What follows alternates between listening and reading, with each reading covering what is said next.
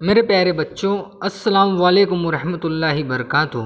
मेरे प्यारे बच्चों, आज जमात दुवम का सबक नंबर 12 जमा का मज़ा ये सबक पढ़ेंगे। बेटा, आपको पहली टोकरी में कितनी गेंद नजर आ रही है? 4। गिनकर दिखाओ।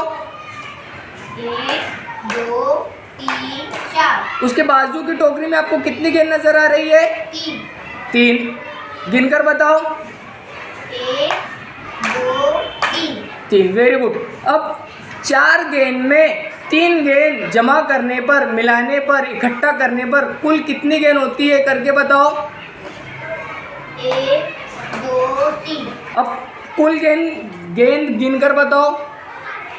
1 2 3 4 5 6 7। कुल गेंद कितनी होंगी? 7। Very good. बेटा, आपको पहली टोकरी में कितनी गेंद नजर आ रही है? 3। गिनकर बताओ। 1 2 3। Very good. आपको दूसरी टोकरी में कितनी गेंद नजर आ रही है? 4। गिनकर बताओ। 1 2 3 4। 3 गेंद में 4 गेंद जमा करने पर कितना होता है बेटा? गिनकर बताओ।